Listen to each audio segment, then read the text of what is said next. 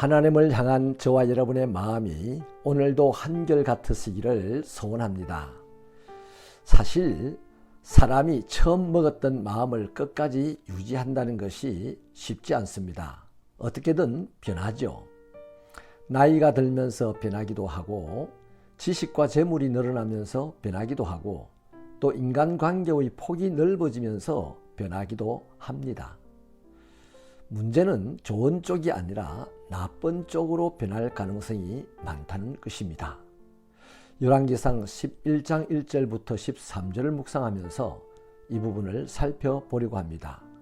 그 중에 4절부터 6절을 제가 읽어 드리겠습니다.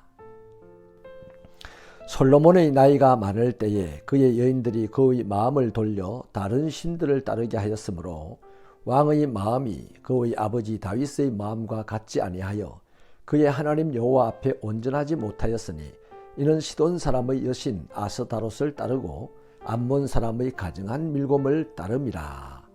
아멘. 솔로몬이 하나님께로부터 받은 은혜는 이루 말로 다 표현할 수가 없습니다. 태어나는 것부터가 은혜였죠. 아버지 다윗이 바세바와 불륜으로 난 첫 아들은 하나님께서 곧장 데려가셨습니다. 그리고 두 번째 태어난 아들이 솔로몬입니다. 그러니 다윗은 솔로몬이 태어난 기쁨은 잠시였겠고 끊임없이 자신의 범죄로 말미암아 하나님께서 또 솔로몬을 데려가실까 봐 전전긍긍하고 두려웠을 것입니다.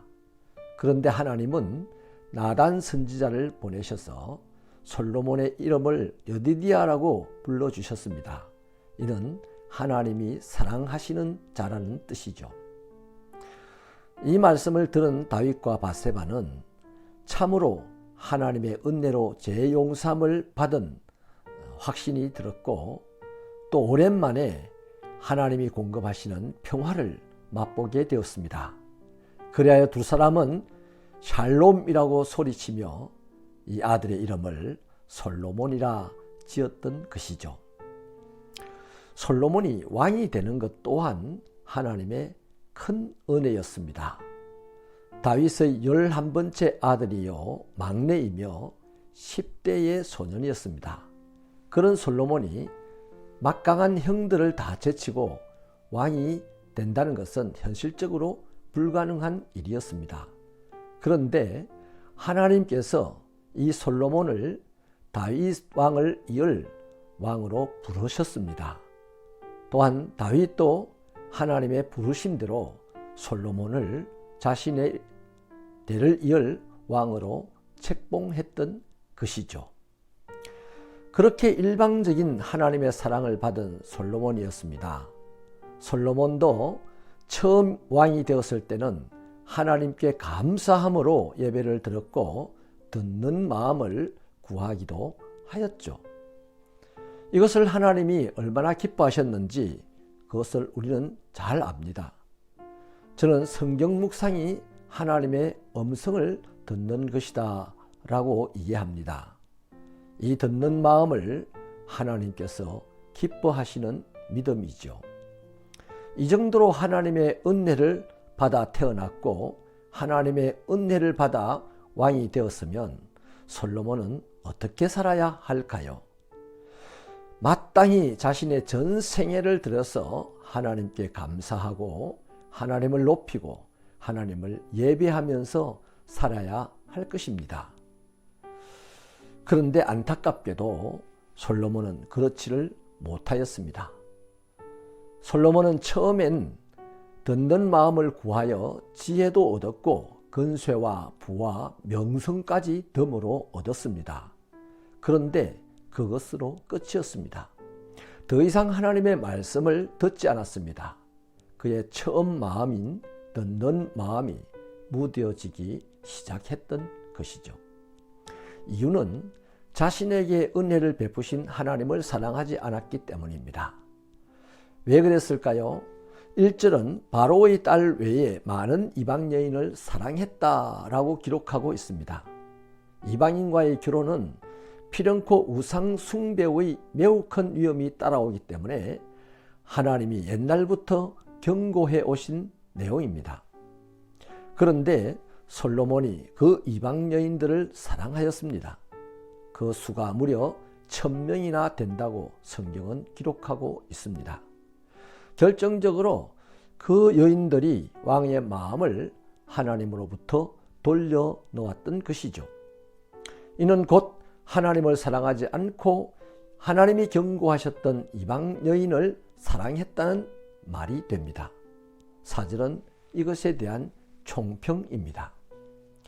솔로몬이 자신의 여인들을 따라 우상 숭배를 하게 된 것은 솔로몬의 마음이 다윗의 마음과 같이 온전하지 못하였기 때문이다 밝히고 있죠.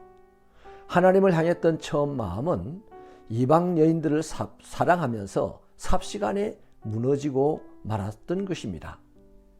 그때부터 솔로몬은 여인들에게 이끌려서 우상 숭배의 길에 빠져들고 말았습니다. 하나님께서 솔로몬에게 직접 나타나셔서 2번이나 강력하게 경고를 하셨는데도 아무런 소용이 없었습니다.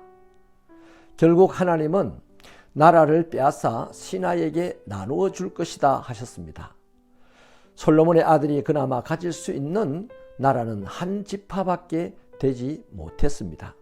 그것도 솔로몬을 위하여서가 아니죠. 다윗과 예루살렘을 위하여서라고 못 박듯이 밝혀놓고 있습니다.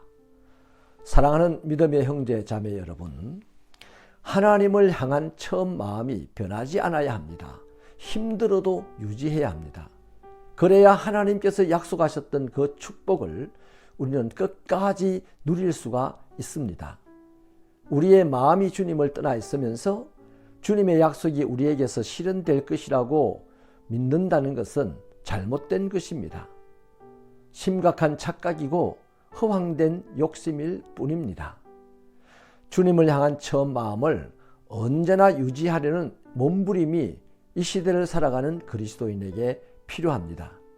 그것이 이 혼란한 시대에 우리가 드려야 될 처음 제사입니다. 하나님, 세상의 수많은 것들이 우리의 마음을 빼앗아가며 하나님을 사랑하였던 그 마음, 그래서 하나님의 말씀을 듣고자 했던 마음이 점점 무뎌져서 이제는 세상을 사랑하고 세상의 소리에 귀를 기울이는 데까지 이르렀습니다. 하나님, 우리를 다시 한번 성령으로 감동시키시고 변화시켜 주셔서 하나님의 말씀에 귀를 기울이고 하나님과 동행하는 처음 마음을 그대로 회복시켜 주시옵소서. 예수님 이름으로 기도하옵나이다.